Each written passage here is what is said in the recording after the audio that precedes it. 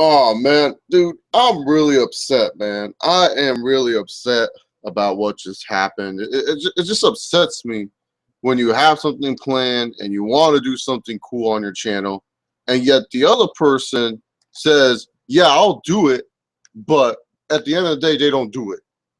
This is the third time that I have invited American Alucard on my channel to have a friendly debate about TNA professional wrestling, Impact Wrestling, whatever you want to call it.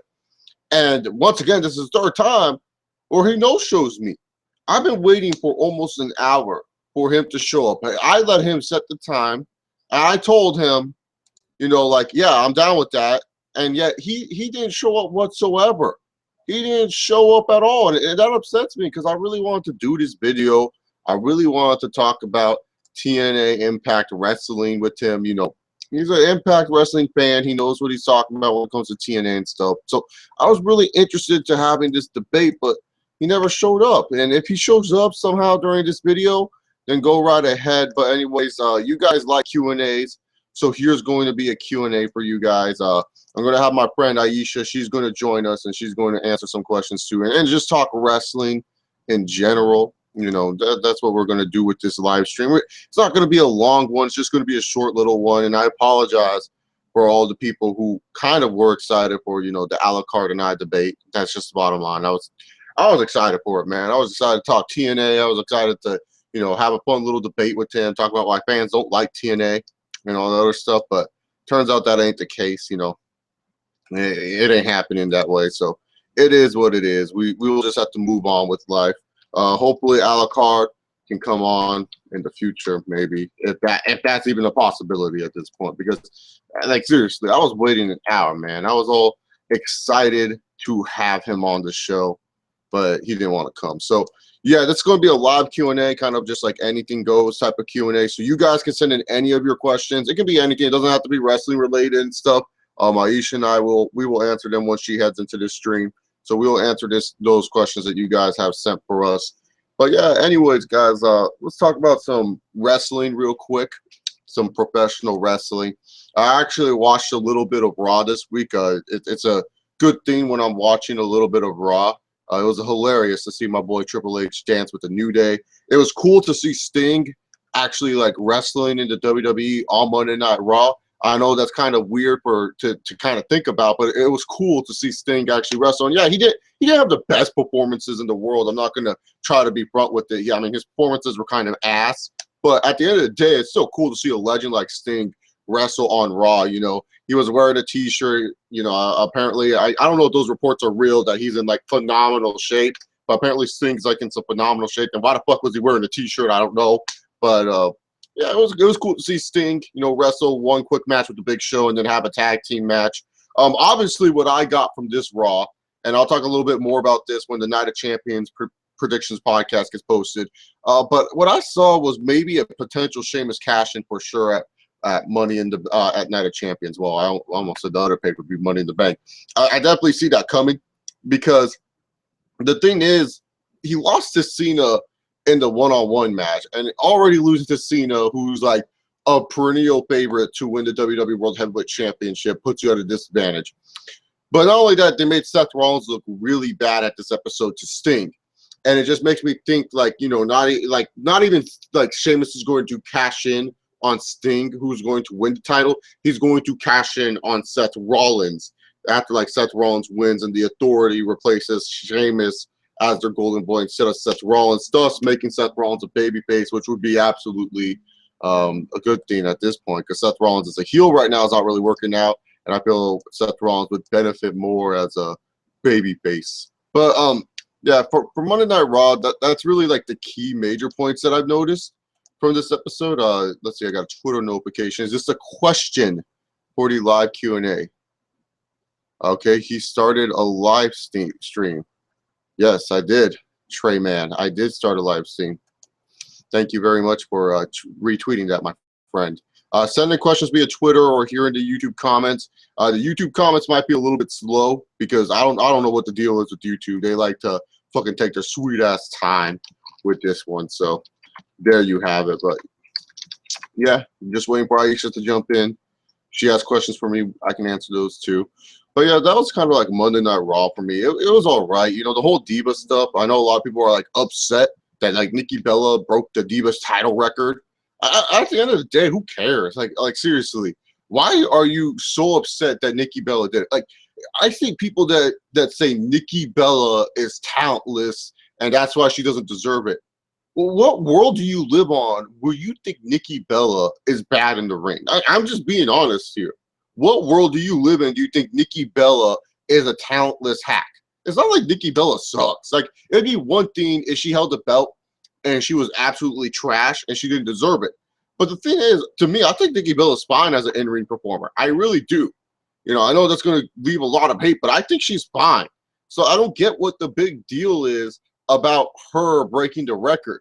And I get it. A lot of people look at it and say, well, she's fucking John Cena, and that's why she got the Divas title. Yeah, but don't you guys remember? It wasn't until John Cena asked for a push for AJ that AJ started to get to the Divas title scene. So I don't see what the difference is here. John Cena was the one who asked for AJ Lee to be the Divas champion, and yet, what's it called? And yet, you guys are okay with that. But just because John Cena wants his girlfriend to be happy and makes her Divas champion, you guys think that's a big deal. To be honest, it's not like Nikki Bella's bad. It's not like Nikki Bella's the worst thing on earth. She's way better than Eve Torres, in my opinion. I think she's way better as a Divas champion than Eve Torres ever was. I think she's way better as a Divas champion than Kelly Kelly.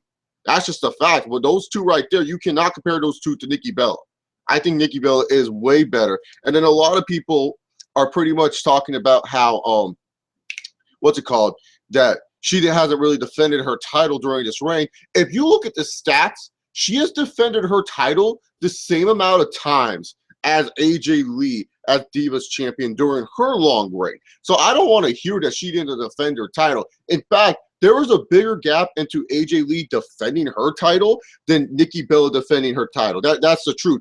I believe there was like a gap where like AJ Lee went like 100 and something days of not defending the title, and Nikki Bella was only like 92 days of not defending the title. So I don't want to hear that AJ Lee defended the title more than Nikki Bella, because she didn't.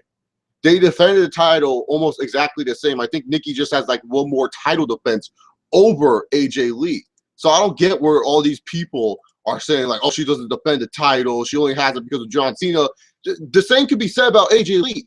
The same could be said about AJ Lee. Yeah, sure, AJ Lee wasn't fucking, you know, John Cena literally, but seriously, John Cena was the one who demanded an AJ Lee push, and then bam, AJ Lee got pushed. Yes, Dustin Nunn, this is a wrestling Q&A. Any type of Q&A that you want to ask questions for, buddy. You don't have to just ask wrestling questions. All right, Aisha is going to come in. She's going to come in. She's going to talk some professional wrestling. We're getting some female influence on the Chase Oliver channel. But yeah, anyways, like I was saying, man, it's like people are hating on Nikki Bella for breaking this record. And it's just like, God damn, you shouldn't be hating on this girl. She's really good. And it's just like people can't appreciate it because they just look at one thing. They look at John Cena, and since they hate John Cena, they have to hate Nikki Bella. What if Brie Bella was doing this, guys? What if Brie Bella was doing this? What if she is the one going on this monster run and she breaks the record? What would you guys say? Because I know Brie Bella is fucking Daniel Bryan, and you guys love Daniel Bryan. So I know Daniel Bryan is okay in your guys' book, but what if Brie Bella was the one doing this? Would you guys complain? That's just my question. I just want to know from you guys. What do you guys think? Because honestly, I'm sick and tired of all this. Like I get it. You know, Nikki Bella's never going to be a favorite. I get it. 100% understood. But seriously, for all these people that are really upset that she broke a record, one, she's doing her job as a heel, apparently. I mean, it's not like X-Pac. It's not like people are saying, Nikki, get the fuck off our TV. And two, she's talented. She deserves it. I mean, I can name you other Divas champions, other people who have won that belt who are less worthy than Nikki Bella. Like Eve Torres, Kelly Kelly, Alicia Fox. I think Melina had some terrible reigns as Divas champion. Hell, I find Melina very overrated by a lot of people.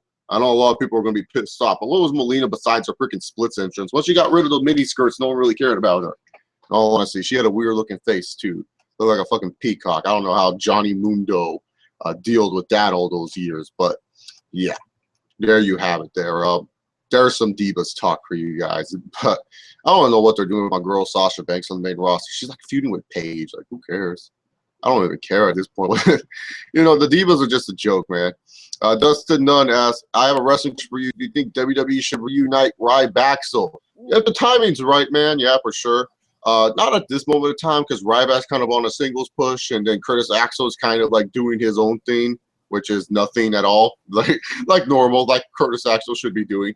So yeah, if down the line, if they want to reunite Ryback and make it a fun little tag team, a bigger, stronger tag team, go right ahead. Give the big guy a tag team title push. And we are joined by Aisha Abbas, my friend. Nothing much, Aisha. We are here answering questions. I just did a rant about all these people upset about Nikki Bella breaking AJ Lee's title reign. It's ridiculous. I don't get it. I think it's ridiculous too. Like, we all knew that she was gonna like break the record, so why complain now? And it's like, I know she hasn't been a good champion, whatever, but we just have to deal with it, All right, Aisha, we got a couple questions here. But first, can you answer Dustin Nunn's first question? He wants to know, should WWE bring back Ryback down the line? You remember the great team of Ryback and Curtis Axel that drew in so much ratings? No? No, as horrible that team was. Like, they didn't even do anything. Like, come on, Ryback is better off his own, and Curtis Axel. Michael McGillis shitty, man, as I used to call him. Michael McGillis shitty. Yeah, those days. Johnny Green asked, what is X-Pac heat and when did it start? I heard it a while back, but was never explained. Well, Johnny Green, this is what X-Pac heat is. So back in the day, in like 1999 or 2000, X-Pac was pretty much unbearable. He had a terrible gimmick called the X Factor, and he pretty much was just being like DX X-Pac, but not being as entertaining as DX X-Pac. And you have losers like A-Train and just a bunch of, and he was like a dick to his like girl at the time. I forgot who was his girl manager at the time, but he was pretty much a dick character to that girl manager. And so pretty much people didn't want to see X-Pac on TV. They were just pretty much like, fuck him, let's get him off TV. And it was just something I heard in 2005. Like I heard it about, I think it was like Daniel Puder or something like that. Like, oh, this dude has X-Pac heat. And I didn't even know what the fuck that meant. I was like, what the fuck is X-Pac heat meant? And it wasn't until probably like 2009, someone on the forums kind of explained to me what was X-Pac heat and why people hated X-Pac so much. And so when people say, get the fuck off my TV heat, it's not good heat. That means like, we don't give a fuck about you. We want you off the TV. Like the New Day had X-Pac heat at one point in time. Even Marie has it. Who has it right now? Even Marie. Marie. Oh yeah, even Marie has X-Pac heat like walking, man. She can't even walk backstage without people saying, get the fuck off the TV. All right. Chris Phoenix, my boy, asked, do you think 30-minute Iron Woman match at NXT Respect? Wait, is that really the next takeover name? Yeah. Respect? The fuck is this shit? Oh, NXT takeover. Respect. What the hell? Oh, no. That sounds so generic. No, not only that, it doesn't sound good at all. Oh my god. Like who this ain't Ring of Honor? Like, Glory by Honor and shit. What the fuck is that? Respect? Oh, guys, Undertaker gonna come out, fucking beat up RVD? Shit. I want you to respect me, boy. Oh my like, respect of what? Like what? Yeah, seriously, what's this takeover respect? Oh my god, dude. Like, I'm sorry. That's a trash ass name, man. You respect? Like, what other matches are like? Like, I thought the whole feud between Sasha and Bayley was supposed to be like, oh, Sasha Banks doesn't respect Bayley, and then all of a sudden Bayley beats her like once out of the blue moon, and it's like, oh, I respect you as a performer. Like, what the fuck is this? Oh my god, dude. WWE, Triple H, what are you doing sometimes, man? I swear to God, respect. Oh, that's just terrible. I'm sorry. I know you lazy with names, but seriously, you can't just call it like something else.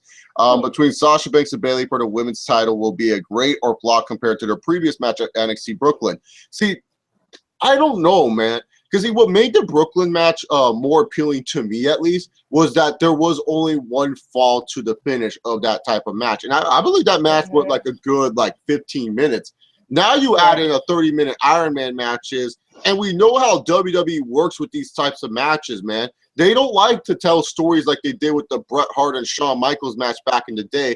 But nowadays, they just like to go for quick pinfalls and try to make it seem like it's epic because, oh, like Kurt Angle's winning 2-1 on Shawn Michaels and stuff like that. Like John Cena and Randy Orton had like 5 apiece at one point during their 60-minute anything goes Iron Man match epic fest or whatever.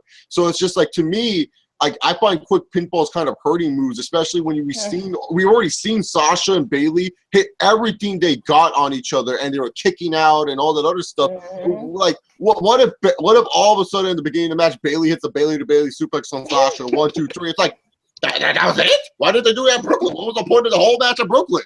So it's just like, to me, it kind of just hurt. It's hard to say. I have to wait and see how the match is booked and played out first. But I don't think so, man. I think the thing that made the Brooklyn one special, too, was the fact that it was in front of, like, 18,000 people, and they were, like, hot throughout the whole match. Like, it's not hard to get a good reaction of the Wholesale crowd because that's a small-ass arena. The acoustics are better in that arena. They're built for to make it sound like a large reaction. So we know the reaction is going to be great. But as for a match quality-wise, it's going to be hard to tell because, like I said, WWE likes to book these Iron Man matches like there's like 2 out of 3 fall matches and just quick pinfalls and try to compare it too much. So that's why I say I don't think it would be as good as their Brooklyn match. What do you think, Aisha? Do you think this would be as good as the Brooklyn match? Yeah, because like nothing that can, I mean, no one can touch about what Bayley and Sasha did at that takeover. Like that's like probably one of the greatest women's matches I've ever seen. So I don't know if they can live up to that, but I'm glad that they're given this opportunity. But I don't know, it's not gonna, to me, 30-minute Iron Man, yeah, should be good, but it's not gonna be as good as their takeover match. But I'm just glad they're put in the spot. But let's hope, you never know what happens. Yeah, I know. And another thing too, like, how do we know this is actually the main event? Because knowing WWE, wasn't Nikki versus Charlotte supposed to be our main event? This was they hyped it up like to be Divas for main event. # Divas for main event. And instead, we got Sting in a T-shirt as our main event on Raw this week, man. We didn't. Like, I love Sting. I was happy Sting wrestled, man. I was cool with that. But it's just like, the fuck is this shit? You guys are all hyping up Divas for main event, and we don't even get it. So like, how do I know this is not where WWE does their little, we have 2 main events here at NXT, and it's just like Finn Balor versus Samoa Joe ain't the second one or something like that.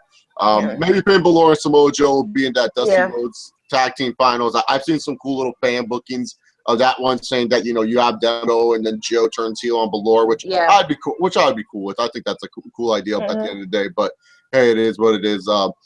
Let's see. Oh, yeah, you guys can also send in questions via Twitter. That's cool as well. And make sure you guys keep on commenting some of your questions. Dustin Nunn asks, do you think WWE should hire David Benoit, or do you think it will never happen? Because I feel bad for the kid. Oh, see, that's like hard territory, because if he's good, then yeah.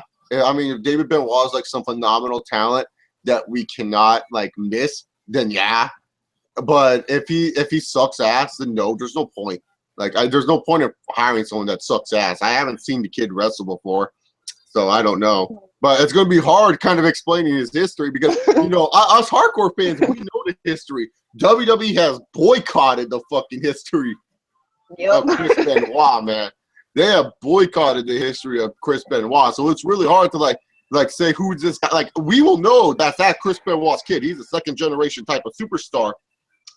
But none of the wrestling fans, none of the casual fans watching WWE would know who the fuck this guy is. They're gonna just be like, "Oh, David Benoit, who the fuck is this?" So, yeah, man, it's going to be really hard. It's going to be really hard for this kid to get over without that family name.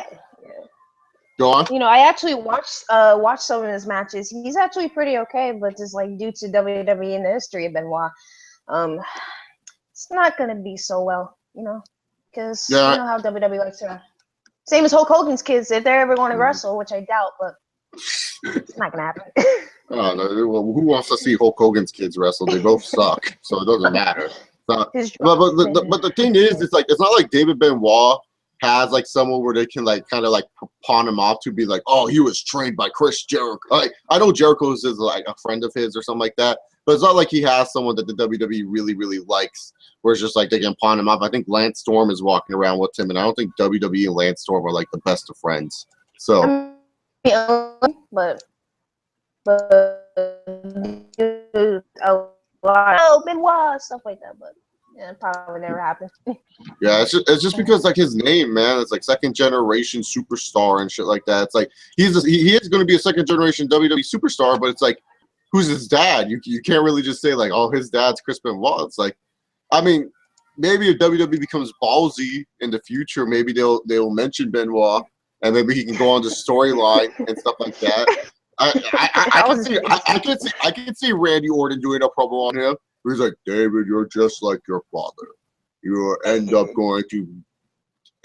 hurting people that you love and blah blah. You know, Randy Orton cutting a fucking promo. I can see Randy. I mean, Randy Orton cut that one promo where he's like, Eddie ain't up there in heaven, man. He's down there in hell. Like fucking Randy Orton's a dick. So I can see Randy doing it, man. Man, I miss Randy on those days, man. Oh no! What's Randy Orton nowadays? He's just cool dad Orton. He's like Randy Orton today is like the cool dad of the WWE, where it's just like he just comes out. He's like, yeah, let's go, guys, come on. Like he's like the dad. He's like the guy that where it's just like he wants to do cool stuff for you and be like, yeah, man, my dad's awesome. Like that's Randy Orton today, man. That's all he is. He's just a cool dad of the WWE. Just wants to hype up people and have a good time with them. So cool dad Orton. That's what Randy Orton is. He's the cool dad. John Cena's the fucking annoying uncle that won't leave you alone. He's just always there. He's like trying to tell you stories that you don't give a fuck about. He's just always interrupting. Seth Rollins is like your pussy little brother. You just want to beat him up half the time. Sting's like the grandpa trying to relive his youth. That's what he is. And then Triple H, he's like God, of course. We can't. He's gonna be our future world champion. Let's hope. Not Sheamus. Sheamus is like the goopy cousin, like the goopy ass cousin that like thinks like all your other girl cousins are hot, and you're like, what the fuck are you saying, Sheamus? And he's like, oh, you know, I'm just joking, but don't they look cute? So. Yeah. Send in more questions, people. We need questions. I can't ramble on about random. Actually, I can't. I have that ability to ramble on. I don't know how, but I do. I have that ability. But Aisha, how's your day? Go on. How's your day going so far? Oh, it went well. I just went to school. Had a good, junior year. It's just one more year. I already hate it. My schedule is like crazy. School, douchebags, and everything. So got an algebra test tomorrow. Should be easy from my soccer game in Wheatley. Nice. So, so I'm just chilling, Stay in school, guys. Stay in school. Yeah. I have a day off from work finally. Wednesdays is my only day off from the restaurant, so I get to relax on Wednesdays and have a good time. But my Wednesdays always seem to go by really fast. That's what pisses me off about my Wednesdays. They just seem to just fly by like they're nothing. Like I'm just like, fuck, man. I just want to chill out and relax, man. But anyways, I'm just lucky for you. Like, what were you gonna say? Lucky for you. Like me is a constant stressing week every week. Oh yeah, but once you get to senior year, it's easy shit, man. It's so easy. I know. Yeah. It's like as long like the first 3 years of high school, they're annoying as hell. But then once you get to senior year, it's like the biggest joke in the world. Like I couldn't believe they were forcing me to go to school my senior year. I was like, what the fuck is this? This ain't nothing. This is easy shit. Yeah. Like I just showed up, I got A's. And I remember during my last year when I was a sophomore, the senior, you know how they do senior pranks? Yeah. So we just walk in the seniors, they had their pajamas and stuff, and all the seniors in the freaking hallway with their pillows started laying down, and like kids are trying to go to their classes, and I'm just like, what the hell? It's so corny, but genius. And of course the principal's like, all right, you did your prank, go back to class. Yeah, my senior year, I remember I was a class short. Like it was like my second semester. Or I think it was trimester is how we did at my school. I can't remember, but I remember it was like the last trimester of the school, and we had I was doing football, so I didn't have first period football anymore. and the sign out sheet was only good for like one semester, and then not only that, pretty much like I didn't wrestle that my senior year because of my back injury, so I pretty much didn't have a first period class, and I had to have one more class so that in order I could graduate. Well, I didn't want to get a 6-period class because that means I would have to stay at school for lunch and not have a good rest of the day. So I was like, "Fuck, man, what can I do?" And so my counselor made up like I'm not even kidding, made up a fucking class for me. She was like, "Oh, well, what are you doing right now? Like after school?" I'm like, "Well, I'm interning for this one place." And she said, "Okay, we'll put that as a class." She put it as She literally put the class as guidance counselor, and somehow it got approved by the school. I don't know why. Got approved, and literally, I did not literally. I showed up once. Like they told me, I had to show up to this classroom once. I was the only kid in the classroom. I literally sat down. I woke up at like 6 in the morning to get to school. Then I was in that classroom for like 10 minutes. And then later on, my counselor was like, "Okay, yeah, you can leave." And she was like, I was like, "The fuck is this shit?" So I had guidance counseling my senior year, and it was like I was the only person in the class. I was the only person in the school with guidance counseling. No one believed me, but when I showed them my progress report, because you get the progress reports in the middle of the semester, see, guidance counseling. I have an A in guidance counseling. I don't even know what this fucking with this thing was. Man, you got a good counseling. I just needed an extra class, and I didn't want to take no morning class because I wasn't working like a real job, so I couldn't do like they had this other class in the morning called work something. It was like a work subject class or job studies or whatever. So I couldn't do job studies. And there was nothing. And I had my permit at the time, so I couldn't take the driver's ed just for shits and giggles. And I wasn't missing anything. And I didn't want to try to do choir in the morning because that's just stupid. So I just said, "Fuck it," you know. I was like, "Screw that, man. I'm just going to go do my own thing. I'm just going to do guidance counseling, man. Guidance counseling." Snowdrop asks, "How do I ask questions?" Just send in questions, my friend. Come on, Snowdrop. You've asked many questions before. Let's go. Declan Bime asks, "Do you watch football or soccer? We call it here in Ireland and England. And who do you support if you do?" Yes, I do watch football and soccer. Obviously, living in Los Angeles, I have to support my LA Galaxy. It's probably one of the only LA teams I support. So yeah, LA Galaxy. And my Premier League team is Chelsea. You know, I love Chelsea. Chelsea's my favorite team. It was because of Drogba. It was because of Drogba, Aisha. Drogba was a beast back in the day. He was just fucking running down the field and freaking kicking balls like crazy. I love Drogba. I think he's playing for like China or some shit now. Yeah. No, I think he's playing for. I know he's playing for an MLS team. I don't know what MLS team it is. I didn't know that. That's good. That's good. But yeah, Drogba is my favorite. Didier Drogba is my favorite soccer player of all time, or my favorite football player, whatever you want to call him. He's my favorite. He's the reason why I got into soccer, just because like I was just seeing this dude just outrun guys, and just like he's not the best ever. Like he's nowhere near Messi or Ronaldo or whoever else you want to put on there. But yeah. And then when the World Cup rolls around, since I am Dutch heritage, I go for the Netherlands. I'm surprised where we went this year in the World Cup. I thought we were dead because our team is old as dirt. Besides Van Persie, our team is old as dirt. Like Antonio Robin's still playing and all that other stuff, but Treo Robin. But yeah, so I was surprised that he was still playing like a football player and stuff like that. But he was our MVP. Like Van Persie only had like 2 good games. Yeah, Van Persie. The one against Spain and then the one against another random ass team. So there you go. Aisha, who's your favorite soccer team and stuff like that? My favorite soccer team is Manchester City, and they play for the Premier League. One of my favorites because I love watching the Premier League. It used to be Manchester United, but it's like, but I started getting more Manchester City. From if you want to say from different leagues, La Liga, I like Real Madrid. Sorry, Barcelona, you can do suck my ass. The Bundesliga, I like Bayern Munich. Everybody loves. And did he ask about football, like American football? No, football. Like he was saying football, or as we call it here, soccer. So I was being soccer, American. I'm one of those people who respect football and soccer. Yeah, me too. I dated a girl who was a soccer player, so I know it's fucking crazy and stuff like that. So it's just like for me, personally, I respect those who play the sport, and so like if an Englishman or someone calls it football, I'll call it football too. If anything, I just call it American football, NFL most of the time, or college football or something like that. So I'm not one of those stubborn Americans. I know what it's called. All righty then. So now the next Twitter question comes from my girl Snowdrop. How would you two react if the Newsday theme was covered by Downstate? I believe you asked this, Snowdrop, on the Heel Steven show, and I said fuck Downstate because they're trash. Fuck those assholes. Fuck Downstate. Downstate should go to hell. I know. They're pretty bad. Like, they would ruin a great theme in the WWE. The New Day theme is fucking amazing. I love the New Day theme. I dance and clap to that shit. I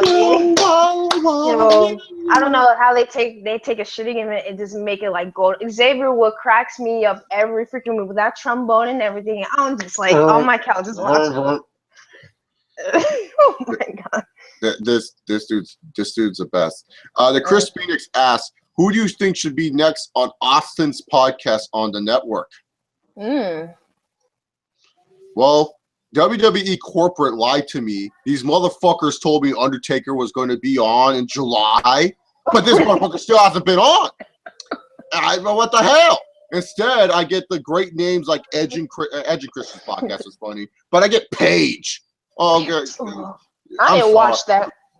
I'm sorry. Here's the thing. If you watch one Paige interview, you watch them all.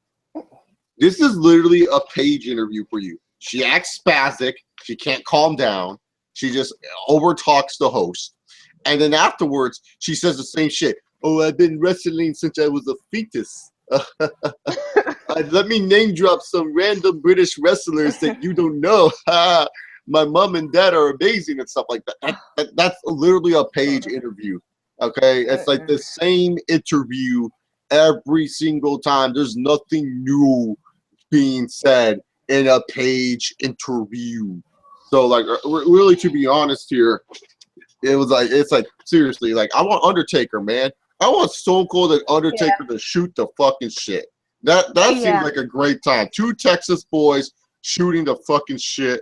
Undertaker. I want his mind to be picked into business. But if I were to choose any random other person like Kurt Roster, I want to hear a Randy Orton podcast. I know Randy Orton's not down to do the podcast and stuff, but just think of the stories Randy has, man.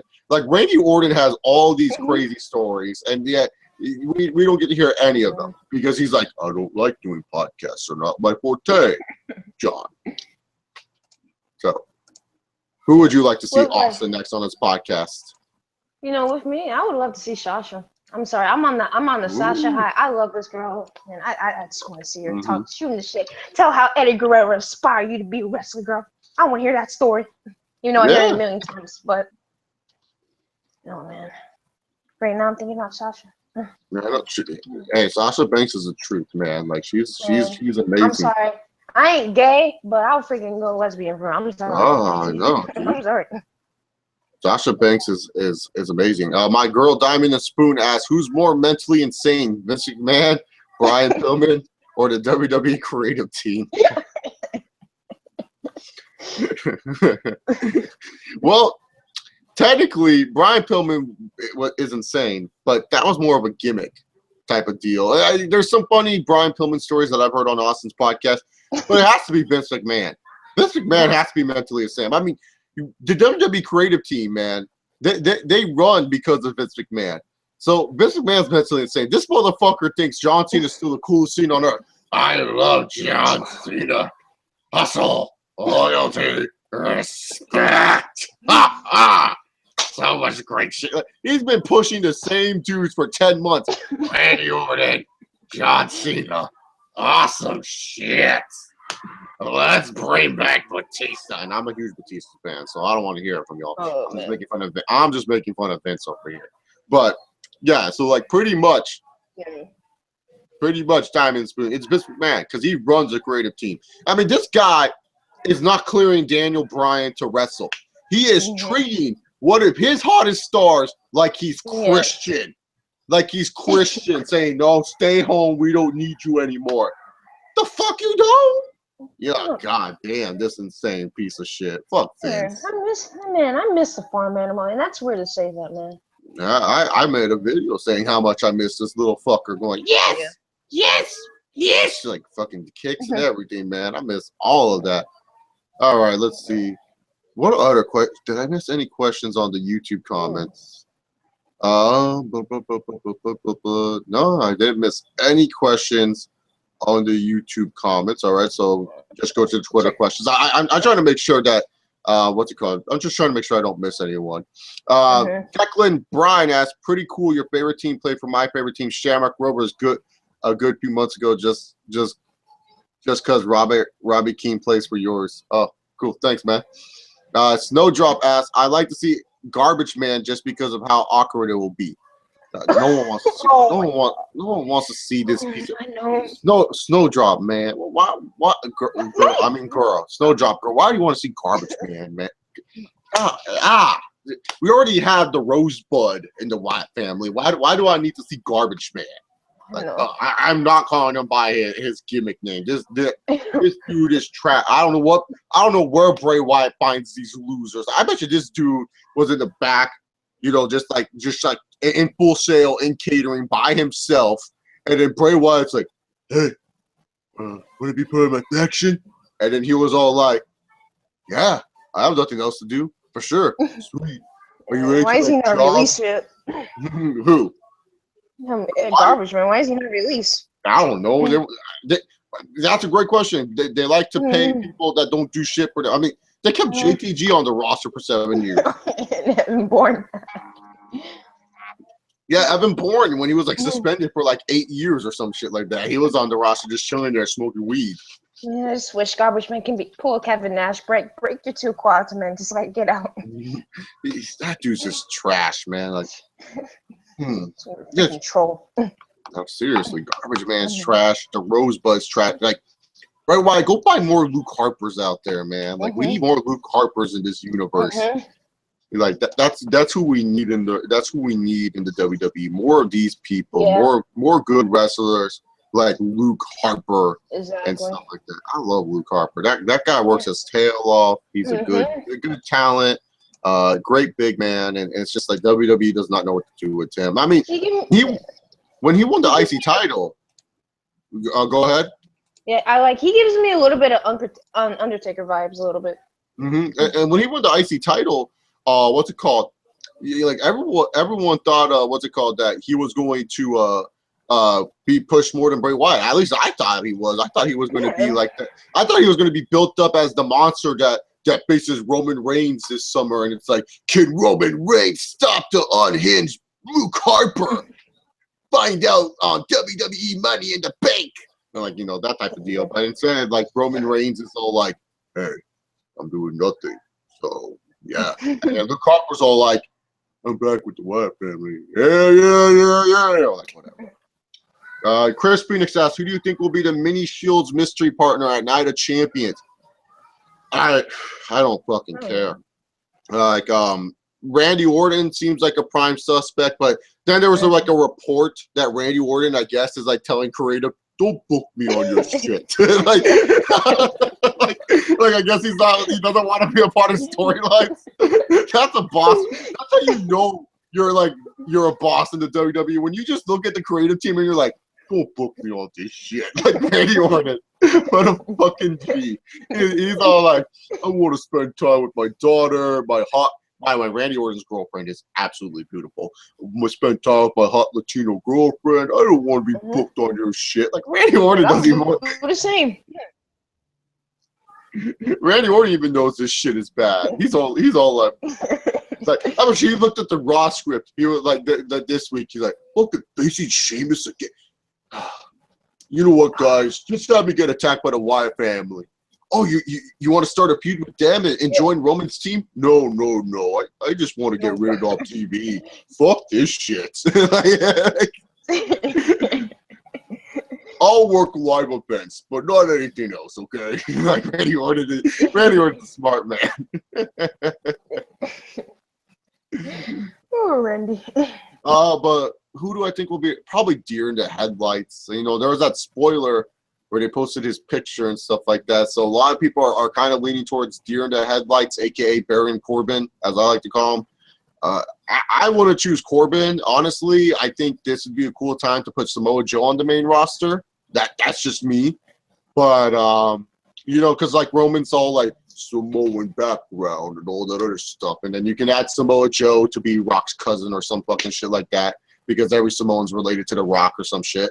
So why not? Why not give it? Why not give Samoa Joe a rub? Put him onto the main roster. I would prefer Samoa Joe. You know, some people are saying, "Oh, Finn Balor." Like, oh God, no, stop! No, stop it. Who would you rather have on the main roster? Finn Balor or Samoa Joe? Finn Balor or Samoa fucking Joe? I think I would rather take Samoa Joe than Finn Balor's little.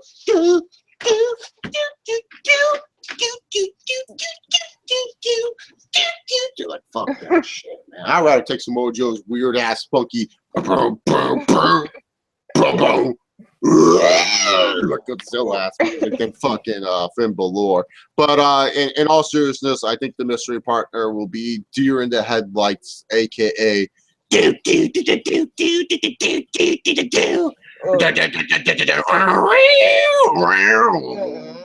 Corbin. I mean, I can just see it now. Like the Wyatt family comes out, they have their cool little entrance. Then all of a sudden, out comes Dean Ambrose, and it's like, oh, the lunatic mogul. And then all of a sudden, out comes Roman Reigns. And then Roman Reigns and Dean Ambrose just stand there, and all of a sudden the lights go out. Everyone's like, wondering who it is, and then later on you hear the stupid motorcycle rev like, and then out comes Baron Corbin, and everyone's like, "Oh my God, look at the size of this man!" and all this other stuff like stupid stuff. But I would choose Samoa Joe, but I think it's gonna be Baron Corbin. Aisha, like, who do you think? To me, I think it might be Daniel Bryan. Like, it's like actually perfect timing. Like, come on, like. He's the biggest star you have, and like it just seems like it's perfect, man. It's like, but it would be good. It would be cool to have Daniel Bryan too, because like no, he's not really talked about in the reports. I think we lost Aisha there for a moment. I think she disappeared. Maybe her internet went out or something. But yeah, Daniel Bryan would be a cool possibility if you think about it, because no one's really talking about him, and you know he is cleared. So maybe they'll swerve us. Maybe they'll make the internet jizz. Daniel Bryan and Dean Ambrose teaming together, and plus they're trying to make people love Roman Reigns. They're still trying to get that. They're still trying to get people to like Roman Reigns. So hey, man, you pair him with two of the IWC favorites, man. So that would be. That would be # tremendous. There you have Roman Reigns and Daniel Bryan teaming up like with Dean Ambrose. Oh, Vince would be like, "This is a way to get Roman over." Ha ha! Love it. Aisha, are you back? Yeah, I'm back. I'm freaking internet's like going crazy. Yeah, I was saying like, yeah, that would be good to have that Daniel Bryan kind of come back, because because it was just like because like I said, like Vince is still trying to get people to love Roman Reigns. That's why he's like teaming with Dean Ambrose. So with Daniel Bryan and Dean Ambrose, how can you boo Roman Reigns? He's with your two favorites, guys. Come on. All you're missing is like Seth Rollins as the babyface. Snowdrop asks. Seems so perfect. Snowdrop asks. Hold up. Notific Twitter. Can you fucking load? Thank you. Snowdrop asks, which would be worse? Garbage Man versus the Rosebud in a Braun Patties match, or seeing Triple H get buried by Sheamus? Oh my God. I'd have to go with option A on this one. I'm sorry, my friend. Triple H getting buried by Sheamus. I would have to commit wrestling suicide there. There's no way my boy Triple H is getting buried by fucking Sheamus. Like, what the fuck? Oh God. Just picturing that in my head. Oh my God. Oh my God! My boy getting buried? Oh, by Sheamus out of all fucks in the world. Chris Phoenix asked, "What did you think of Triple H dancing with the New Day on Raw?" Chris, Triple H is one of the main reasons why I still watch WWE, along with the New Day. Fuck yes, that was awesome. I was cool with that. I was cool with Triple H dancing and having a good fucking time. Aisha, what would be worse out of these two situations? Garbage Man versus Rosebud in the bra and panties match, or seeing Triple H get buried by Sheamus? Oh, definitely Triple H getting buried by Sheamus. Like, come on, he's the game. Like, he's supposed to be God. Like, why are you burying him? Like, why are you using his shovel to bury him? Like, come on, man. Like, really? And to Sheamus out of all fucks in the world. To Sheamus. Yeah. Like, oh, God. Oh. Your ginger ass. She asked, not really a Q&A question. It's fine. You can send in your comments. But I think WWE should hire you just to acapella all the theme songs. It'll save them some money. Fuck yeah. Hell yeah, man. I can acapella all the WWE theme songs, man. Do-do-do-do, do-do-do-do, do, do-do-do-do, do-do-do-do, do.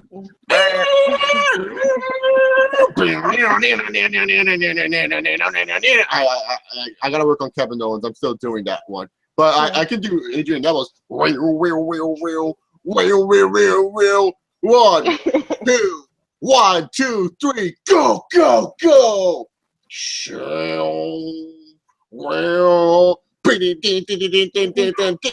Hold my mind now. Break orbit. Break orbit. You gotta risk it. You gotta twist it. Go. Like, there we go. There's Adrian Neville's right there. Yeah. So, better than Jim Johnson. Jim Johnson, dude. I'm sorry, man. Ever since I saw that Total Divas episode, Jim Johnson is ruined for me. I thought Jim Johnson was a cool looking dude, but this dude's a goober. He's just such a loser, man. He just spends his time like making terrible theme songs. Let's see. What other acoustic themes can I do?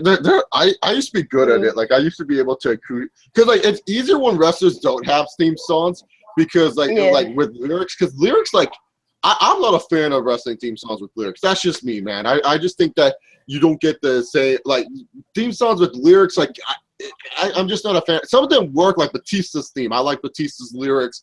Orton's works for me.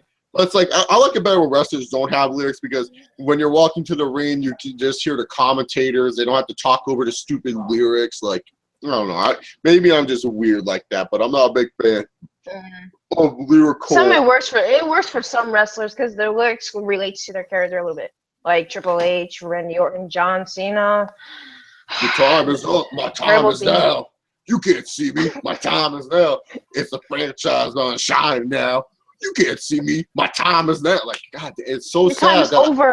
It's so sad that I know the lyrics to that song, but it's been playing in my head for the last 10 years. Like, God damn, like, Rapadoo. Like, I'm still trying to figure out what's said in the beginning of John Cena's theme song. Is it Abadoo, Rapadoo? Like, what the hell is in the beginning?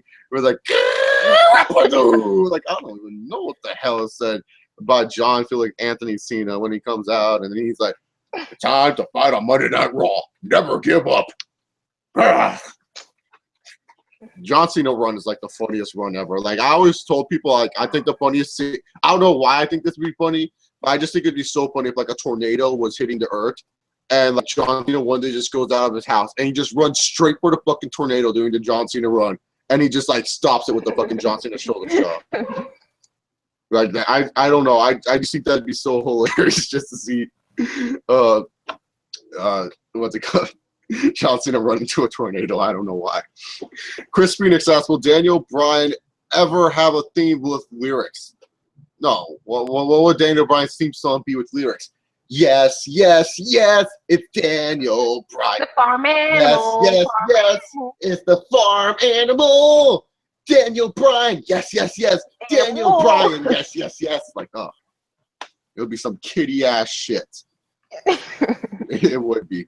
Do you think Vince McMahon is an asshole? No, I think Vince McMahon's a good person. He's just an idiot. There's a difference between being an asshole and an idiot. I think Vince McMahon is a great guy. You know, I think he treats his talents right. I think he like what I mean by right, as people, not as like what they do on TV, but as people. I think he really looks for what these people want for their best interests in life. Like, he's willing to give people chances. Like, if you read any wrestler's book or any wrestler talk about Vince, it seems like Vince's door is open for anyone to walk in. Like JTG was talking about how he almost had a gimmick, and if it wasn't for mispronouncing Jim Johnson's name, that his gimmick wouldn't have been getting pulled. So I think he looks best for the people, but I don't think he's an asshole. What do you think, guys? Says Vince McMahon, an asshole? No, I don't think so, but I think he has his moments, but like as a person, I don't think so, because he actually looks out for his talent. You know, we all know he's always gonna favor some people, but like at the end of the day, he loves what he does, and Vince is Vince at the end of the day, Yeah.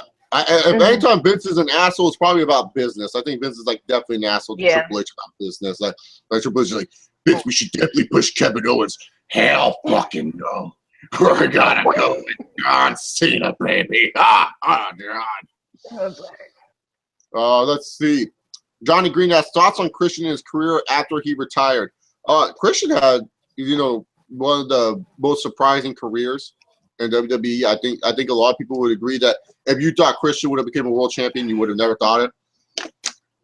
I mean, he's done much more than what he should have done as a WWE superstar. I'll put it as that. Like, I actually thought in 2000 and 2005 that Christian was like super hot with the stuff that he was doing with Tyson Tomko. Like, that shit was great.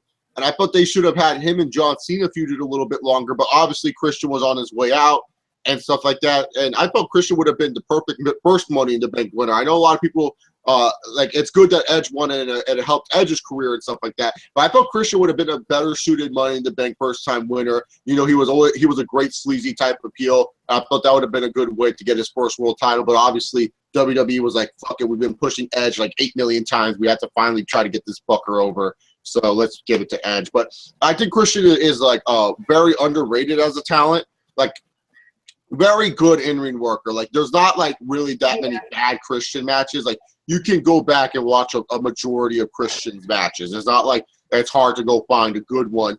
And not only that, solid dude on the microphone, had a career that I think a lot of people weren't expecting from him. He's just an overall good talent. Like, a good talent, definitely a WWE Hall of Famer. In my personal opinion, I think Christian's a Hall of Famer. He's one of my favorites. I've always liked Christian. Like, that I'm sorry, man. I love that it's a kid. Christian! At last, you're on your own. Do. Like, great shit, dude. Like, great stuff. Yeah, I think Christian definitely, if you want to rank the Canadian wrestlers of all time, he's definitely up there on the Canadian wrestlers of all time. So I have to say, one of my favorites, definitely future Hall of Famer. What about you, Aisha? Yeah, Christian's actually one of my favorite wrestlers all time. I just loved his stuff with Jericho. That was great. Stuff with Randy Orton. I actually liked his ECW reign ECW reign. I thought he was probably one of the better ECW champions. WWE was trying to bury ECW, but it seemed like Christian actually cared what was going on in ECW at that time. So I definitely agree. I liked his ECW reign too. He was having all these matches with everyone. But yeah, I felt Christian had a good career. All right, Diamond and Spoon asks, how could Snowdrop think of such a horrific scenario? Triple H getting buried by Sheamus is like Randy Orton getting buried by Heath Slater. I know, right?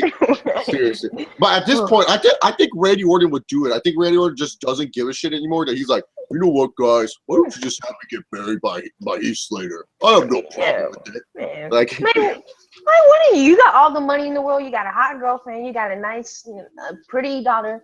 Hey, why not?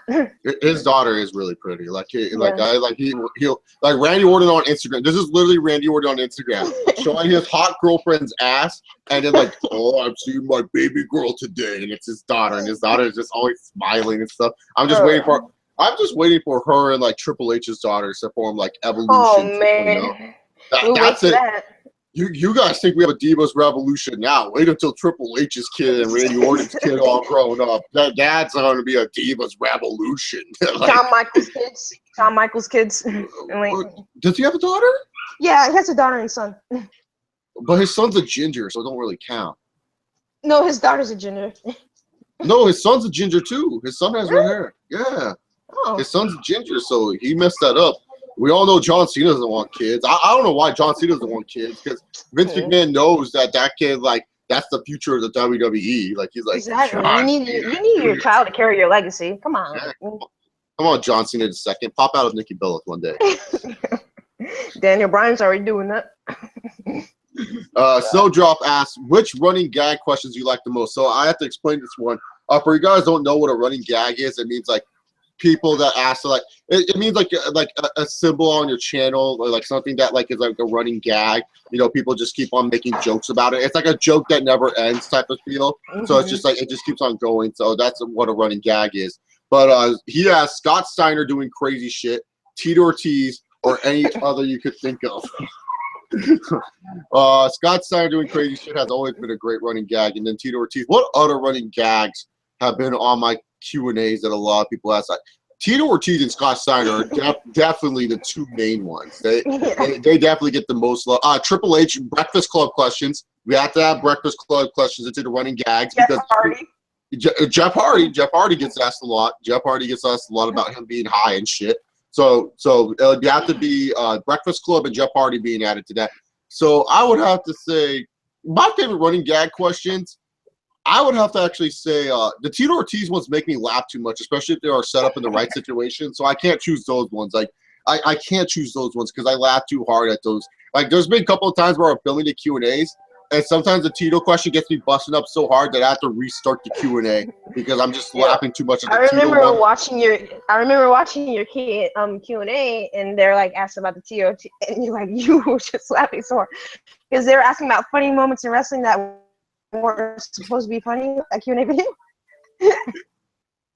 Well, the thing that made that funny was that like the guy asked what were some funny moments in wrestling that weren't supposed to be funny, like David Ortiz's debut in TNA, and I remember just laughing because he called Tito David Ortiz, and then second off, it reminded me of when TNA was hyping up this.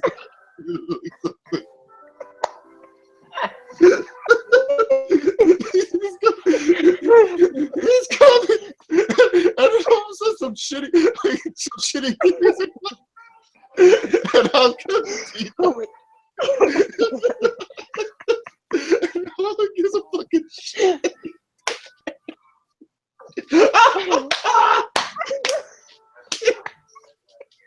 You never get thrown.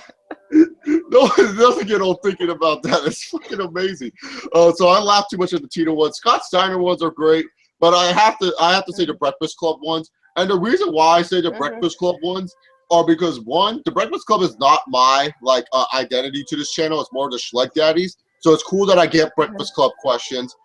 Two, I love when people ask me questions like, can John Cena survive against the whole NXT roster in a Buried Alive match and stuff like that. Like, and then people ask about like how great the Breakfast Club is. Like, I just love talking about the Breakfast Club and having a good joke about it. And a lot of people seem to like have more response towards the Breakfast Club questions because anytime there's like a Breakfast Club question, a lot of people are like, stop answering these Breakfast Club questions, not that funny. Fucked up, burying young talent. I'm like, fuck you. Obviously, you don't respect the game. Sure. What are your favorite running gag questions of mine? Oh, definitely the Tito Ortiz, because every time I see that, your reaction of that, I just crack up every time. I remember this one of my favorite Q&As. I think it was booking the funniest WrestleMania ever. How you said it. It's like my favorite part was like Jeff Hardy and Matt Hardy getting a drunken high match. Yeah, that's a great match. I know. I think I had like Eva Marie versus someone really versus Cameron in a 60-minute Iron Man match, and yeah, Triple H versus Triple H. Yeah, that's the main event of the century. It's like Triple H versus Triple H, Shawn Michaels in one corner, Seth McMahon in the other corner for the undisputed title with Triple H as a special guest referee. What better main event for a funny WrestleMania than that? Chris Bandicoot asked a splash of questions. What are your thoughts on the new WWE 2K16 roster? It looks really stacked right now. I'm not really worried about the roster. The roster's going to look good. I'm more worried about the gameplay of WWE 2K16 because 2K15, I went over to someone's house to play it, and I wasn't a big fan of the gameplay. I just felt the gameplay was kind of like too arcadey for me. Like just like it was like a mixture of WWE All Stars and like some random like No Mercy get like they just try too hard on the gameplay mechanics, and I just didn't find them fun or entertaining. I just found them broken once you kind of learned the moves and stuff like that. They didn't fix any of the issues of past 2K games. Like they were like, oh yeah, we're gonna fix those running attacks.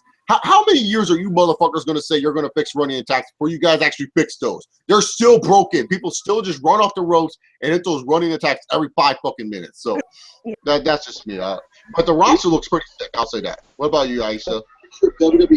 For me, I'm going to be honest. I don't play them because they make the same every year, but I usually go to my friend's house and play them. And to me, it's just the same, but it's good to have a big roster from everybody to choose from. So, you know, and I will say this. I'm actually considering getting the game because, you know, Sasha's going to be on it, so. American Alucard's here. Ooh. Too bad the stream's going to end soon. I have to head out in like 15 minutes, but he's joining, so I guess he can answer some questions with us, and then we'll do the TNA debate a little bit later on. Yeah, I can't wait to hear that. Chris Bandicoot asks, will you be doing NXT reviews daily on your channel? No. No point in reviewing NXT. It's the same every week. NXT is always the same. I will when Kana debuts, and then only Kana episodes. Only when Kana's there. Only when Kana's there, you will start reviewing NXT? Yeah. Yes. And then Chris shit. And then Chris Bandicoot asks, can I join your podcast? Are you good now? Well, I have 2 other people on right now, so I think I'm good. So American Alucard's here. We're supposed to have a TNA debate, but I changed it to a live Q&A, especially because I have to head out soon. So he was just going to answer questions with us. How you doing, Alucard? Chilling, man. I guess we can do it after TNA goes off. We can do like a slash, the thing we're going to talk about, and then a slasher review. I'm doing a podcast later tonight about Night of Champions. I'm doing a predictions podcast, so maybe another day we'll do a little TNA debate. Yeah, man, my bad. Like, stuff just be happening in real life, man. I had to do something for my mom. She asked me to buy her dinner, and my girl, she got kids, and I had to hang out with a girl, hang out with kids, and it's just weird stuff all around. All good, man. We can just work out another day that can fit both of our schedules. Thanks for waiting for it.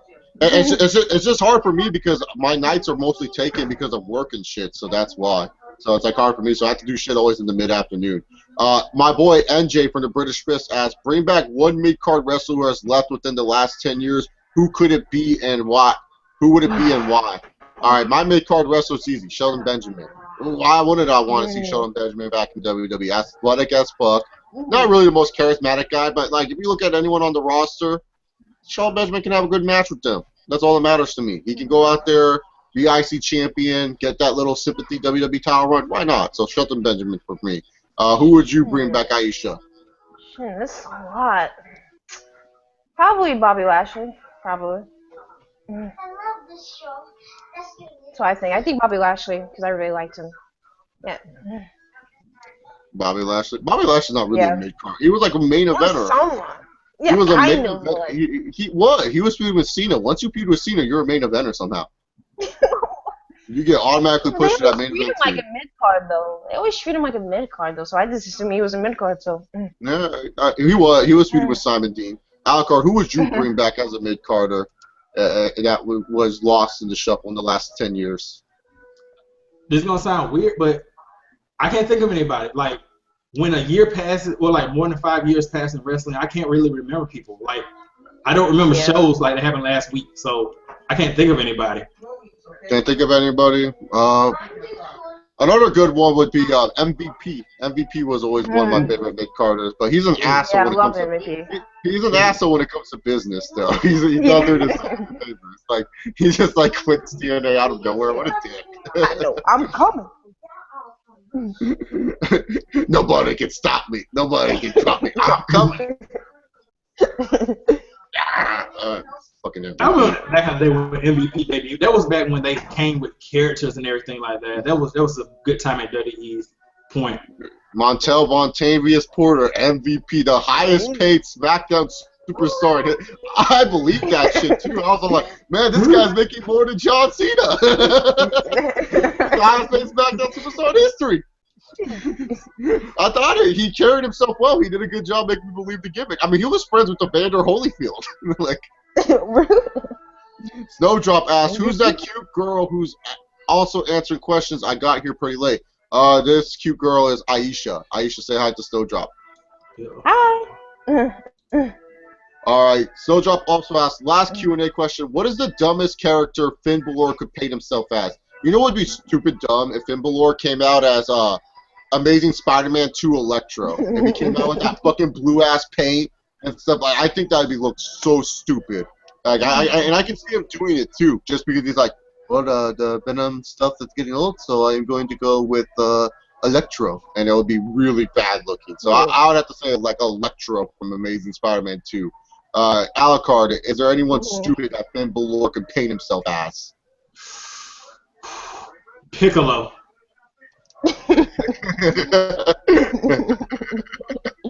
I can see him doing that too. He's all like coming out with the fucking cape and everything. And oh my god. Why do I see him being like Aquaman or something? Hey man, Roman Reigns is already Aquaman. Haven't you seen the new Aquaman? Looks just like fucking Roman Reigns. God damn, man. It's like Roman Reigns go play that part. Like, let's do this. Believe that. Like, fuck. NJ asked, WWE would have Shelton Benjamin in the New Day. Agree? Yeah, and then Shelton Benjamin would be doing good shit. Yeah, that would be good. He'd actually be entertaining. But he's entertaining in New Japan with Chaos a little bit. They give him a little bit of mic time over there. Yeah, so he'd be entertaining. Oh, it's my American. It's my American audience, though. I feel, yeah. Yeah, but like Shelton Benjamin would be fine. He would be great in the New Day. I mean, he was good with his mama. He made that terrible gimmick work. Mama, no. I remember there was a report. Apparently, Shelton Benjamin's mama was being harassed backstage by like Mike Knox or some shit, and I'm all like, what the fuck? What? Yeah, apparently she was being harassed by like Mike Knox or hiding like one of these random big wrestlers. And she was being sexually harassed by them backstage, and I'm all like, "Okay, man, like you weren't hot at all, so calm the fuck down." Like, oh god. Dustin Nunn asked, "Do you think Dustin Nunn should become a WWE wrestler?" Yeah, man, if you want to do it, go right ahead. Hey, go ahead. Go ahead, live your dream. Go play Legos with Finn Balor at his house. That's what I'm sorry, dude. That like literally turned me off. I understand people have their hobbies, but you're trying to paint this dude as the demon, and you try to go behind the scenes with this fucker, and he's at his house. He's like, I like to play with Legos, and he's like fucking building Lego blocks. It's like this dude is so fucking boring. How the fuck am I? Like this guy's supposed to be the demon, Michael, the demon, and he's all like, let me build fucking Lego spaceships. And, oh my god, dude, way to ruin really? Like this type of dude playing Legos? Like, you painting and shit. I don't know. Legos? Do something, yeah, do something that's more extravagant. He's like, oh, I like building fucking Legos. Like, that's the one thing. That's the one thing that I hate. SummerSlam '95. Yeah, exactly. And yeah, like 8 million times. Like, oh my, that's the thing that what I hate now that WWE tries to go outside the ring with these guys is because like when going outside the ring with these guys, you kind of like hurt their characters a little bit. They really do hurt their characters. That's why you know, other companies don't do this because they don't want to hurt their guys and make their guys look like they're fucking losers. But like WWE does this and it's just like, man, these guys are kind of weird. Like, you know, like you just think they're a bunch of weirdos and stuff. So, like, I remember that, like, anytime it looks so stupid that, like, when Rey Mysterio was with the company, anytime they went to like Rey Mysterio's house or something, he's wearing his fucking mask. Yeah, because when Rey Mysterio's walking around, he's wearing his fucking mask everywhere. He's like, "Hey guys, how's it going? I'm Rey Mysterio." Like, fuck. Has sex with his wife with the mask on. Wait, what'd you say? He has sex with his wife with the mask on. Yeah. Exactly. Yeah. Like when they did that E60 special, I thought it was pretty good. Like Saber he seemed like a cool guy, a dude getting his doctorate degree. He likes comics. I'm like, man, he seems like a pretty cool dude. And Corey Graves, and Adam Rose felt bad. Corey Graves was like a little punk in that I'm like the James Bond of wrestling. Like, fuck you, cunt. I hope you fail. That's what it was when I first heard that. I'm like, fuck you. Oh, remember when Adam Rose was the theme? You remember when everyone was all like, "Oh, Adam Rose, he's gonna get pushed now because of this." Like, fuck that. That didn't happen anytime soon. Now he's like the party pooper. I feel bad for that dude. Go to TNA, go to Ring of Honor, go do something else, Leo Kruger. You ain't gonna make it. The party pooper. Really? Is that? I mean, what? Yeah. Wow. Yeah, that's his new gimmick. At live events, he's been coming out and he's been pooping on the parties. And then like someone like Ryback or someone like that, like a big guy wrestler comes out and beats him up, and they get like a babyface reaction. That's what I've been reading. I actually the reason, if everyone wants to know, the reason why I read live reports for wrestling shows is this: one, live event tickets are much cheaper than TV taping tickets for any wrestling show. That's a fact. Two, I want to know what I'm going into before I go to that live event. Because if I'm not going to see matches that I want to see, then I'm not going to go. That's just the bottom line. Like, live events are pretty much like indie shows. So I need to be known that, like, hey, when I go, I am going to see some sick-ass matches. That's the only reason why you're going to the live events. Well, if there's, like, trash, then no. I went to all 3 live events. I went to WWE's live event, TNA's live event, and Ring of Honor's live event. Ring of Honor, by far the best. They put on a superior wrestling show. TNA, it was already tried to do a little sports entertainment, but it still had good wrestling. The main event was Gunner versus James Storm. Whatever, it was all right. And then it wasn't bad. It had Del Rio versus Ziggler. Ziggler hit a sick-ass bump through a table. But it was just, like, they had the Funko Dappers come out and start dancing. It was like, what is this? But the last live event I went to, they had Jack Swagger and I think like Fandango, and we had to vote. We had to vote of what they were going to have between a wrestling match, a dance-off, or like something else. And I was all like, the fuck? And all of a sudden, everyone voted for a dance-off that Jack Swagger won against Fandango. And I was like, oh my god, dude! Like, oh. I saw Jack Swagger versus Alex Riley. Versus who? Alex Riley at a live show before Alex Riley went to NXT. He was coming back. That Alex Riley. You know, like the MSG live events are actually pretty good because they actually care because you're an MSG. It's like the world's best. So they usually try in those live events. I went to one. It's like I don't remember. It's like 5 years ago. I don't know. I think it was like Batista versus John Cena last standing match is the main event. No, that sounds fucking good. It was actually pretty good. And John Cena won, of course. Of course. Who else was going to win that match? John Cena. I think if you look at John Cena's live event records, he has to be undefeated. There's no way John Cena. I don't count these DQ wins as like by the heels as a win. Yeah. Like John Cena has to be undefeated in live events somehow, some way. You remember that live event where Jack Swagger, he was a world champion and he lost, and they made a big deal and they said it was like they messed it up and they had to do another match to get it back to him. Yeah. That's why you don't put title matches on live events.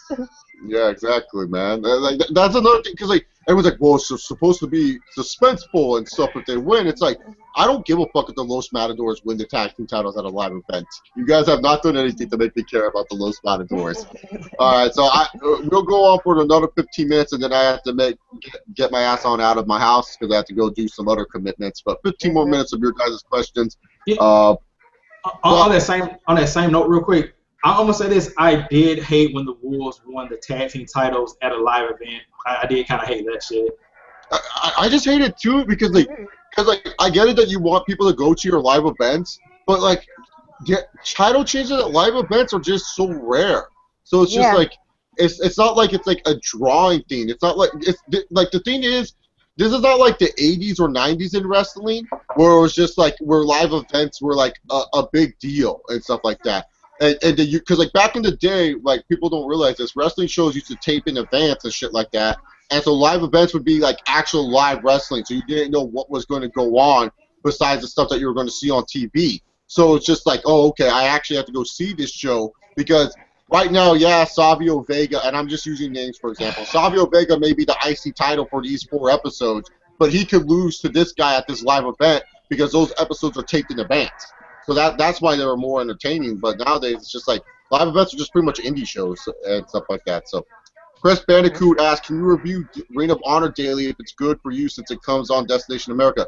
Ring of Honor's gone, so no. I'm not reviewing Ring of Honor. Like, what was there to review? Oh, Roderick Strong and Nakamura had a great match. AJ Styles and Trent Acid had a good match. What's that guy's name? Dalton Castle. That guy's hilarious, though. Oh, Dalton Castle's amazing. Dalton Castle is the truth, dog. Him and the boys. Like, him and the boys, dude. Dude, like, they don't wrestle. They're the best heaters ever. They don't do shit. They just stand there. I don't know which is going to be better. If Silas Young becomes one of the boys, or if the boys become part of Silas's Young's real men. I don't know which one. I just want to know. I want to see that, because either way it's going to be hilarious. Yeah, dude. Dalton Castle's great, man. I love that guy, dude. Like, I remember I saw him wrestle NWA champion. It's not called NWA Championship at Hollywood. It's called NWA Hollywood officially, but that's what the website is. It's California Championship Wrestling in Hollywood. It's a local indie show that I go to every once in a while. There's some notable names that wrestled there. Joey Ryan wrestles there. Peter Avalon wrestles there. Fucking what's his name? He was that black guy that the WWE signed, but they didn't sign him. And Willie Mack. Willie Mack wrestles there. Yeah. Willie Mack wrestles there. So there's some different Ethan HG wrestles there. So there's some good in-ring talent that wrestles there, but sometimes they'll bring in big names. Like I saw a match with AJ Styles and Trent Beretta there once. Samoa Joe used to come down there every once in a while when he was on the Independent. So like, there's some big names that come down there. It's a pretty cool event. So what's it called? I saw him wrestle there and with the boys and everything. I said, oh my God, this guy's a fucking star. This guy's gonna be a star, man. Like wherever he goes, he's gonna be successful. That's just the bottom line when it comes down to it. It just sucks that he's not like a bigger dude because like his moveset won't work on bigger guys, you know? Yeah. But there aren't really a lot of big guys in that's true. Yeah. I mean, the biggest guy they have is Moose, right? Yeah. Well, Moose is going to be gone soon. Moose is like WWE. Like Vince is already probably jacking off to him. He's like, oh, I want some Moose in my life. Moose. Diamond and Spoon asked, God, I miss Shelton Benjamin. He and Muhammad Hassan were the two most screwed over mid-carders in the WWE. Oh yeah, Muhammad Hassan. He's the only wrestler to physically die on WWE television. They actually killed Muhammad Hassan. Undertaker killed him. Oh God, he was so controversial. It was great though. It was great. That dude was a main eventer. In my personal opinion, he wasn't a great in-ring wrestler, but he was a main eventer with that gimmick. Like John Cena wouldn't have this mixed reaction if Muhammad Hassan actually worked out. He would have been the perfect guy to have the title, and John Cena was like, I am doing this for America. Fuck Rusev's dumbass. Muhammad Hassan Rusev is like Muhammad Hassan 2.0, 3.0, 4.0, whatever you want to fucking put it, and stuff like that. So yeah, like Muhammad Hassan was great. But yeah, him and Shelton Benjamin were definitely screwed over. Chi asked, "Where's David Otunga?" Doing Hollywood, being by his wife. Where is he? He's still on the roster? Yeah. They paid this motherfucker and he ain't doing anything. Now, my Whip Nene on the Daily Share, where he's been on HLN TV recently doing the Nene. So, promoting WWE or himself or other? I don't know. He didn't say anything. Right? He just hit the Nene. Standard cool shit. When you're standing next to me, I used to love when he would flex. He had his coffee cup in his hand. David Otunga had potential to be the next Jonathan Coach, man. I don't know where he's at. Probably winning court cases. Isn't he the Floyd Mayweather of the jury room? He's like undefeated in his court cases or something. I remember they were saying that at one point. I don't know if that was part of the gimmick. If anything, I believed it, just like how MVP was the highest paid WWE superstar of all time. NJ Brady asked, I would bring back John Morrison or Boogeyman. Boogeyman's a good mid-card to have. John Morrison for sure. Just because John Morrison kind of is like the white Shelton Benjamin. He can have good matches with anyone. The only thing that he lacks compared to Shelton Benjamin is charisma. Like, I don't know what that dude's problem is. Like, he has no charisma. He's just like, hey, I'm John Morrison, and I'm here to fight you. It's like, okay. He's kind of improved. I mean, I guess being on the indies and stuff, he kind of got a little more self-confidence. And he's not that suck ass on the mic as he used to be. Yeah, he was really bad on the mic. Wrestling Fan 42 asked, should Samoa Joe be the mystery partner for Dean and Roman at Night of Champions? We were asked the question, who will be the mystery partner? I said it should be Samoa Joe. So Aisha said Daniel Bryan. Yeah. Who do you think should be the mystery partner, Alucard, for Dean and Roman? Should it be Samoa Joe, or is there anyone else? I can't think of anybody else. I think Samoa Joe would be the best choice. Daniel Bryan, maybe, but he's probably not cleared. That's what I said too. But maybe they're hiding that fact because they want to try to get Roman over still. Trying to get my boy Cockfist over, so what better way to get him over by teaming him with the favorites, Dean Ambrose and Daniel Bryan? That shot. Doesn't need it. I mean, if the Dudleys are back, why can't Daniel Bryan come back? Okay. Because he'd be facing like two big ass guys that might break his neck. Wrestling Fan 42 also asked, could the Rosebud be something special in WWE? Fuck him. No, he sucks. He's terrible. He's a mixture. It's like Eugene and Mike Knox had a kid, and it was the Rosebud. And by the way, Alucard, the Rosebud to me is that idiot, the new idiot of the Wyatt family. I can't say his name. He's trash. If you're trash, I don't say your name. Yeah, that trash. The Rosebud. I can't really say he's trash because I haven't really seen him wrestling in a match. I just see him beat people. No, he's trash. He's trash to me. What do you don't like about him? He just looks goopy. He's supposed to be intimidating. He looks like fucking Eugene. How can you look like Eugene and be intimidating?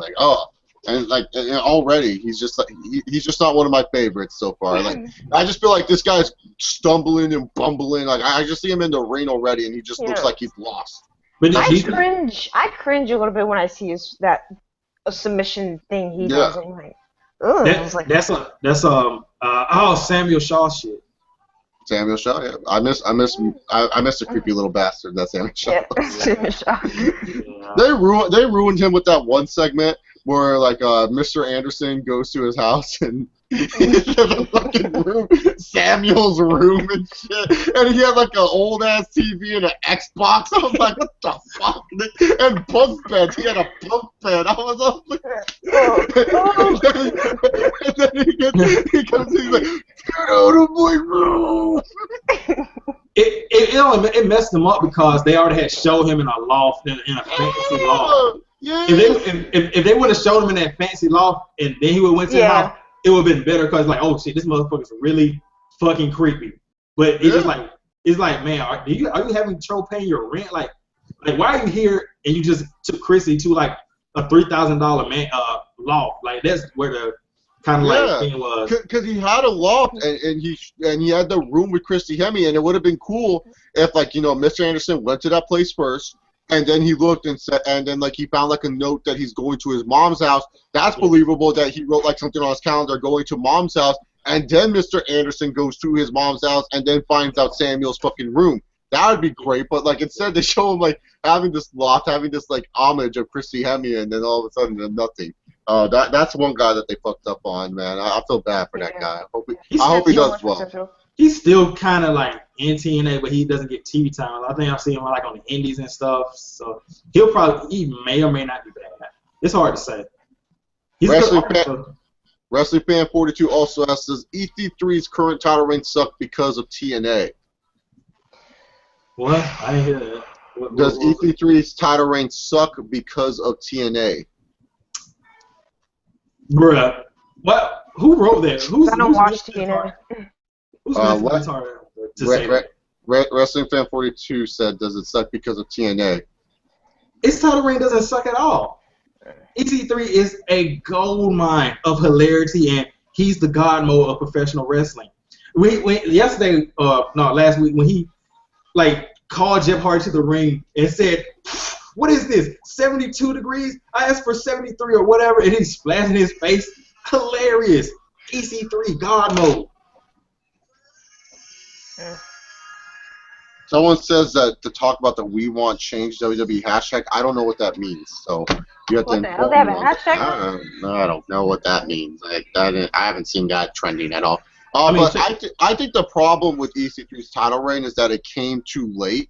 That's just my opinion. I think TNA disenfranchised a lot of people.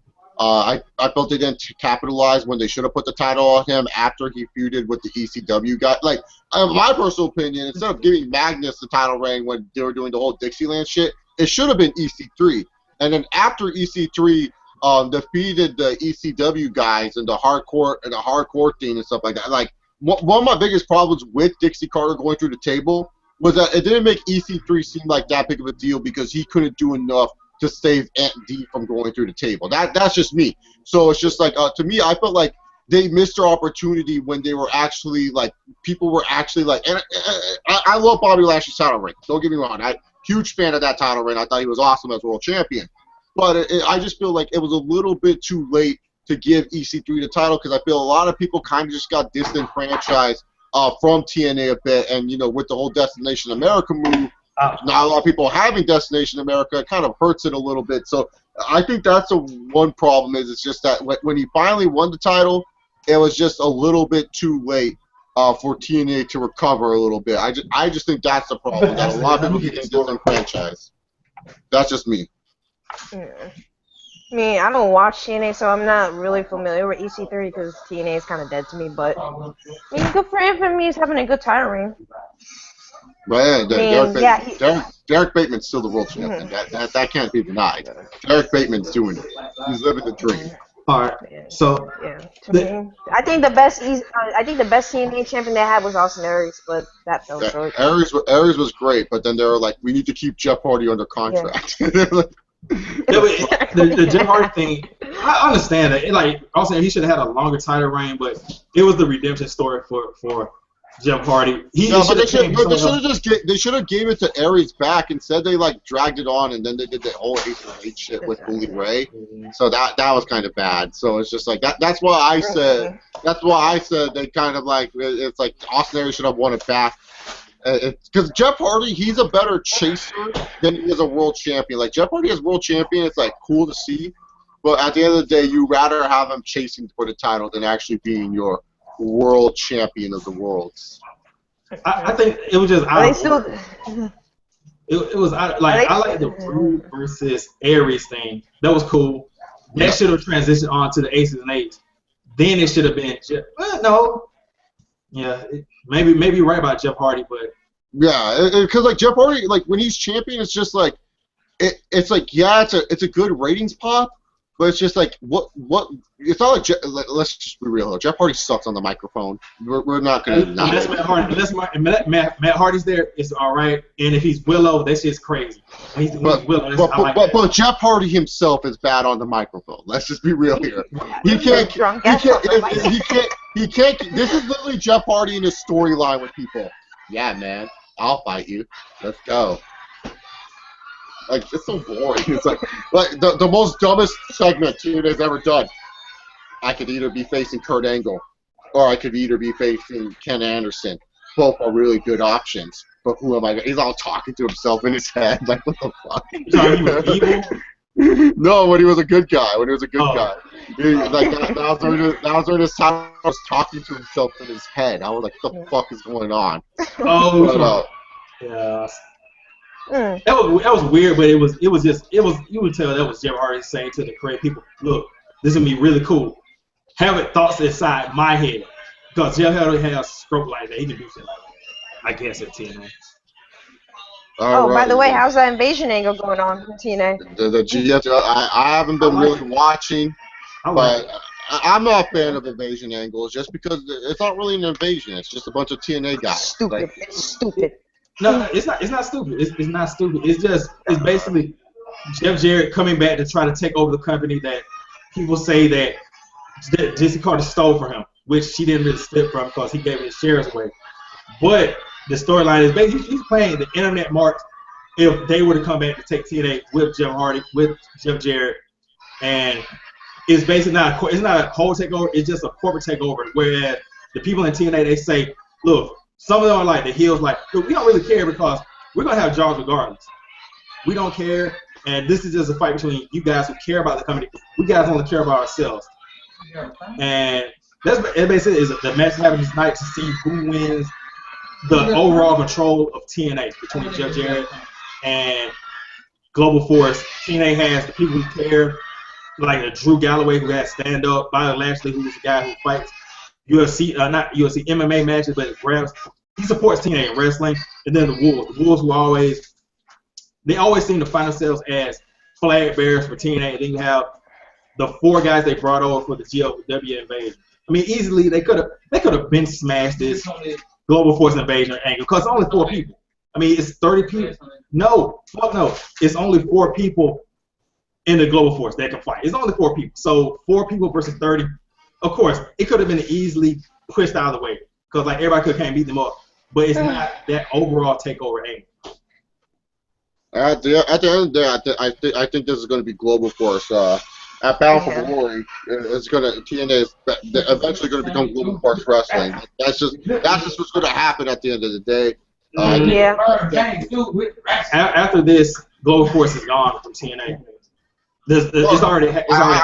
I think Jeff Jarrett's trying to combine both of the rosters. I think he's trying to take over TNA. Yeah, that's what he's trying to absorb the TNA roster into Global Force Wrestling. That's what I think Jeff Jarrett's going to do at the end of the day. But he's trying to absorb all of New Japan too and Ring of Honor. There's also he's trying. Global Force Wrestling is supposed to be. It's supposed to be, unless you work for WWE, this thing that encapsulates everybody. Where it's like the King of the Mountain title.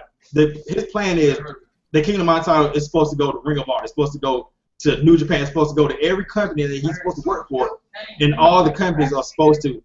I'm not saying it's going to work. It's probably not going to work. But his plan is for every company that he works with to intermingle between Global Force and be right there. It may not work, but that's his plan. No, what I'm saying is, like, the goal is for him to absorb the everybody. TNA contract. Yeah, everyone. That's no, his Ring plan. of Honor. His plan is to absorb Ring of Honor, TNA, New Japan. He's not just TNA. He's not going to just. Hey, don't forget about AAA. Don't forget about AAA. He's trying to everything. do that too. He's trying to take everything. That's his plan. He's not really building a wrestling roster. He's really leeching off everybody and bringing them together. Like, hey, you want to see Rising Strong versus EC3? Well, hey, it's in Global Force Wrestling because it's no storyline, but fuck it. It'll just happen because this would be kind of weird. That's what I think he's going to do. I think that he's trying to take over TNA and then fuse it with Global Force. That's what I think Jeff Jarrett's trying to do. Because Chael Sonnen, who's part of the business process of Global Force Wrestling, talked about on Sokol's podcast that's what he believes Jeff's plan is with this TNA invasion, is to get back what's his, the TNA name and the TNA company and the TNA library, and bring it over with that history to Global Force Wrestling. That's what Chael Sonnen at least talked about. Chael Sonnen's part of the business process, so I trust him and what he says. Process, but Dixie Carter still has the majority control. Yeah. Real life majority control. So like she's gonna have to. But that's what Jeff Jarrett's trying to get back. He's trying to get back all of that. That's what he's trying to. That's what he's trying to do at least. He's trying. He's gonna try. Like this card's gonna be like, okay, you want to do that? I'll let you get some guys, but yeah, TNA is my stuff. Like she's really adamant about TNA being hers. She's not. Yeah, but the thing that Chael Sonnen was talking about, that he said that Dixie doesn't have good rapport with the networks, while Jeff Jarrett does have good rapport with the networks, and that's what's going to probably swing the deal of Dixie probably wanting to give Jeff Jarrett more majority control of TNA, is the fact that Jeff Jarrett can't get back on the network, unlike Dixie Carter, whose rapport with the networks is pretty low. Like she has her rapport level is like really low. So that's what Chael Sonnen is saying, at least, that Jeff Jarrett could possibly get GFW on the network. I mean, that's possible. He can get them on network, but it still doesn't mean it's possible he can take over TNA, but not really in an overall set, because this card she's always gonna have control of TNA. She said, I'm not selling this company. I'm not letting anybody get majority control of this. This is mine. She said that numerous times, like, are you gonna let somebody buy? No. She's very adamant about letting nobody. She doesn't want anybody touching the stuff. Cause that was one of the problems with TNA back in the day. When Hogan took control, when Jared had control, way worse than Dixie Carter. This motherfucker couldn't afford basically arenas. They didn't have a network until Dixie Carter came. Dixie Carter came to him. He came to Dixie Carter and said, "Look, I can't afford this stuff. Can you help me get some sponsors?" TNA wouldn't be in the position that it is now without Dixie Carter, because Jared, he fucks up the books. He's sort of like Paul Heyman when it comes to money. We can all agree with that. I mean, we gotta admit, Dixie Carter has done a little things that kind of brought this company down. But it's over exaggerated. Like, their over exaggeration is Dixie Carter. Hey, look, so the payment's late. Well, how do you know? You don't work for like payments late, or hey, I some $5 got missing backstage. Oh my God, Dixie Carter lost $1,000 backstage of network money. That's an exaggeration. There are mistakes. But they half of the town is gone though. Look at Dixie Carter is not a wrestler's type of person. Like, she's basically using her dad's money to like. Well, they kind of stopped using. Let's kind of stop using panic. Yeah, her daddy cut her off. The only good thing for Dixie at this point is the fact that Kurt Angle's coming off the books and Jeff Hardy may be coming off the books soon. So she has cheaper contracts to work with. So that's a good thing. But that's when you say like half of the roster gone, you can say pretty much the same thing about any company. Ring of Honor isn't what it used to be. WWE, damn sure isn't what it used to be. Talents leave all the time. Aries leaving. Aries is 39 years old. But when talents leave, and they don't really have that much positive to say about the ownership. Because when WWE guys leave WWE, at least with Vince McMahon, people still praise and respect McMahon. No one says praise and respect for Dixie for anything she's doing. True, but I've noticed this. A lot of wrestlers say like, "Oh, fuck Dixie Carter," and then they do a wrestling show. Oh, like Gunner. Like Gunner, for instance, he was like at a show. He was like, I'm not a mark or what is it? DC reject. Now I got my patience on time. He'll be back in TNA. They always do that. They play on the sympathies of internet fans who, I'm not gonna say hate WWE or just have a whatever. They play on the mind because they'll be right back in there. I mean, Homicide said something about TNA. He was back. MVP said he would never work for TNA. He was there. He was just like waving the flag all the time. Bully Ray. Oh, Dirty East, that's the best wrestling company in the world. I'm back in TNA. TNA's the best wrestling company in the world. Oh, Dirty E, I'm back home. TNA, I'm back home. It's just what wrestlers do. They make money by fans, and what's the main thing you do with fans? Play with emotion. Oh, I hate Dirty E too. Buy my T-shirt. Do that. Oh, I'm back in TNA. Look, TNA's the best wrestler in the world. Do it.